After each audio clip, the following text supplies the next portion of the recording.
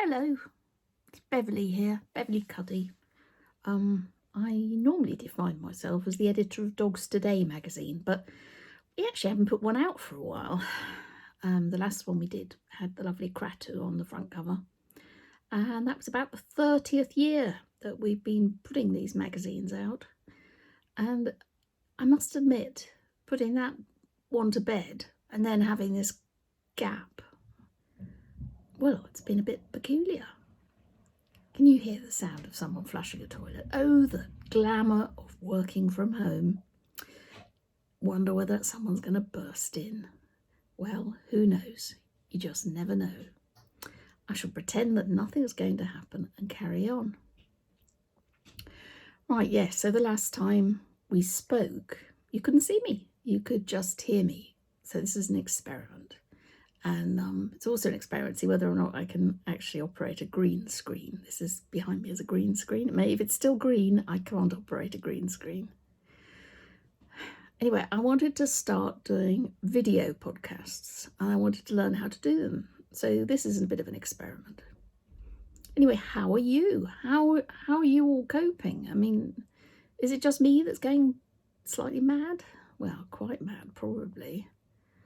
I really do feel the way I used to feel when I was avoiding doing my homework when I was a teenager, which is not a feeling I really want to have.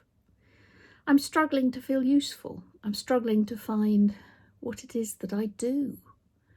Because if I'm not putting a monthly magazine together, do I exist? Well, I'm still a mum. I'm still a dog owner. I still love dogs. I've still got opinions, lots of opinions. And I do get an urge to sort things out. There's one thing that I really, really would love to see. And that's, like the other day, I reorganised the kitchen. I know it's mundane, it's dull, but it put things in logical places and made everything move a bit more smoothly and made it a bit more nice to be around. And everyone, whilst they didn't all jump up and down and say, oh, wow, well done, it was just logical and sensible. Now, I'd like to do that sort of tidy up in the dog world. Why? I don't know. I've spent 30 odd years editing a magazine about dogs. And since I was a kid, I've been around dogs. I've viewed the dog world from so many different angles that, well, it's my area of study. I mean, some people have like 10 minutes of James II or something or other that they major in, but, the dog world and how it fits together would be my mastermind specialist subject. Now, if I could move everyone around like they were, bottles of oil on a shelf, I think I could put it all in a much more logical order. And I've got a really massive idea for restructuring everything so that the public can find their way around and can find the good people. And the bad people, well, I don't believe in punishment. I don't believe in, I believe that everybody is capable of being saved and educated and changed and reformed, or the circumstances in which they're operating become so uncomfortable and difficult because they have to do things better that they find something less regulated and go off and do that. It doesn't involve a sentient being. Right, okay. This is a short, not particularly sweet podcast from a woman who is struggling to find her place in this new normal, whilst at the same time realising I haven't actually told you what happened. What happened? Well, magazines. Magazines have not been a great industry to be in for quite some time. 30 years ago, magazines were, wow, you walked into Smith's and the shelves were lined with glossy magazines, and at lunchtime everybody stood there and read them and didn't buy them. Gradually, the numbers of magazines have dwindled, and gradually people have stopped going into Smiths. And now we've got a pandemic, and people aren't lingering in shops at all. People probably have now got time to read a magazine, because that was the problem, that there was so much competition for things for people to do. Social media, yeah, everyone's obsessed with looking at their phones. I'm looking at my phone now. This is how I'm talking to you. Yeah, we sort of got out of the habit of buying magazines. I used to buy trashy magazines. I used to buy Hello. It's so embarrassing. And I stopped. Now, I could whinge on about that and say, what a shame, whole industry's sort of fallen out of favour. But I fell in love with making the connection between the person reading it and us, making people unite, pull together and change things. That was the bit that I thought really, really worked. Also, I got really quite sort of sentimental when people wrote me little letters and said, you know, when I was going through my divorce, the magazine dropping on the mat every month, it felt like a friend. And I loved that people felt that we were friends. And through social media, I think Facebook, hopefully, we've maintained those contacts, even if the physical magazine has been something that people have just kind of got out of the habit of reading. Now, I don't really want to give up doing a magazine after 30 years. It seems sad to throw away all that history. So, whilst, here we go, big gulp, the business went into administration. Oh dear. And I must admit, every effort was made not to do that. Spent all my savings, cashed in my pension. Husband's done the same. Really, we did try so hard not to stop. And the last year was awful. I mean, just every month was such a struggle. And then everyone else was struggling. The whole world turned upside down. We had a pandemic, and lots of companies were going into administration. And all of a sudden, yeah, it wasn't such a big deal. And I felt like I'm being a bit of a diva, being upset about it, because look, people are dying. It's really, in the scale of things, it's just unfortunate. Anyway, my husband managed to buy the 2 titles from the Receiver. Oh, is it the Receiver? Oh, I don't even know the vocab for all this. So, if we want to, we can keep going. We have a magazine designed, ready to go. But I'm reticent, because if it wasn't profitable before, why would it be profitable now? I think you've got to do it in a different way. We may put a magazine out just to say, look, you know, what do you want? Tell us what you want us to do. I've got some ideas for what I think would work, because nobody wants a throwaway media again. I mean, even the most passionate fan who had, like, you know, every single edition, there's a point where you cannot physically maintain that collection, and you know, you can't. You have to build an extension for the library. So yes, I think maybe the digital version of it. Yeah, I mean, I hope you've noticed, but bless her, Alessandra, is still writing the news daily, and I'm sharing it.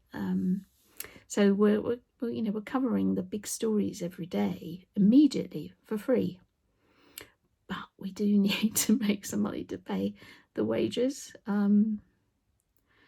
and just keep everyone going, because my team, my lovely Rosie, our designer, has been with me nearly every year of these last 30 years, and Claire and Karen, and oh dear, all my lovely contributors.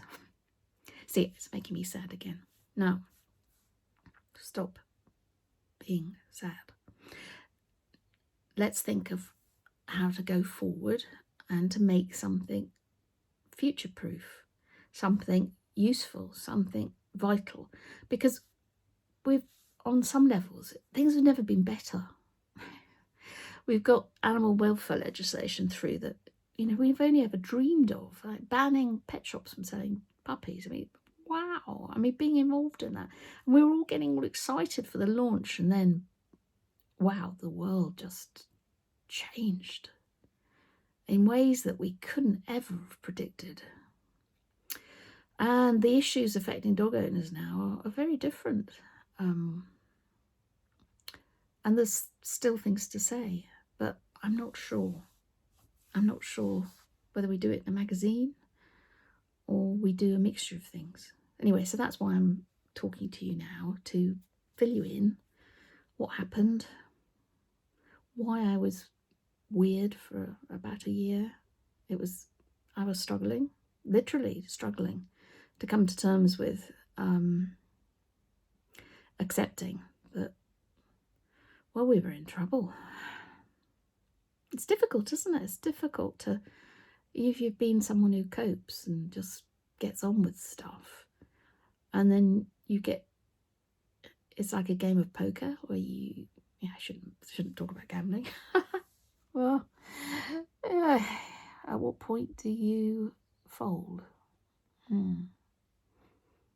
Yeah, I'm stubborn. I don't like giving up on things.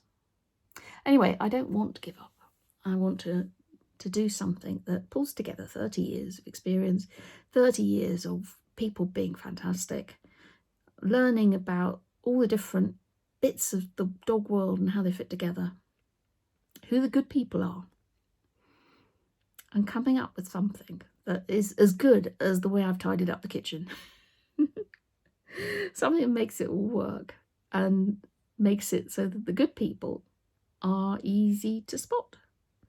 And I've got a really, really brilliant idea. I just need to write it down and persuade all the really good people to get passionate about it, and to see what they agree with rather than what they disagree with, what unites them rather than divides them, and forget that in the past people have tried to do things. They've tried to create umbrellas that bring all the good together, but they've always been umbrellas within a subsection. We've had great organisations that pull together groups of people with one particular skill, but we haven't had an overarching one that brings everybody that cares together. And that's kind of what I'd like to do. And it's not even a case of I'd like to do it. I'd like it to happen, is really what I'm saying. I'm old enough and wise enough to know that even though I come up with an idea, chances are at some point somebody's going to wrestle it off me, and it's going to be their idea, and they're going to do it the way they wanted to do it, and I'll just get heartbroken and cry at the side of the, well, if it just happens though, it'd be really nice. I'd really like to see something in place that makes it better for the future, so that dogs in society are better looked after, are better acquired, are better, well, the whole thing just works a bit more smoothly, so that there aren't horrid people making nasty money out of suffering. which is, you know, it's just wrong. There's a better way of doing it. It's quite a simple idea. Just needs a few people to believe in it. Needs you to believe in me a little bit as well, and me to believe in me. I've got to remember that I can do things. I'm feeling very, I'm sure everybody's feeling like this, that, you know, I'm not doing anything vital. I'm not saving people's lives. I've got guilt.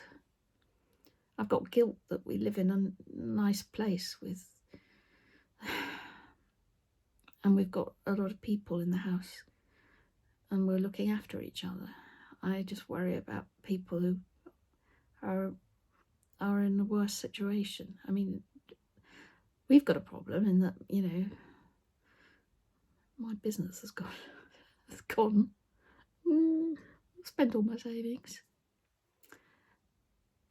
Yeah, could be better really, but you know, at least we haven't caught the virus, and at least we've got food for dinner, and Betty's well, and hopefully I've mastered the art of the green screen, and I'll have a beautiful, beautiful background, and I don't look too mad, and I'm looking at the right bit of the phone so that my weird cross eyes aren't as crossed as they might be. Anyway, tucked in there was quite a big revelation. I'm sorry. I'm really sorry that I didn't save it. But, you know, we've got the titles, so we can come back. And I'd really like to see it come back as a video, as a TV programme. When we're allowed to mix, I'd really love to interview people so that we do it so that you don't have to sit down and read.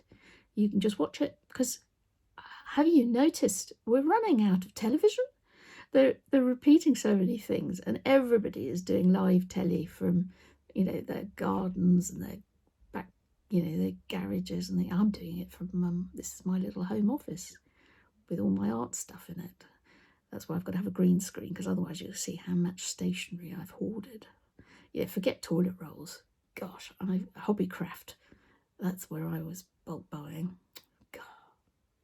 Anyway, I hope you're feeling well, and I hope you're staying safe and keeping in and keeping your spirits up. I'm going to go before someone walks in. Okay, bye-bye.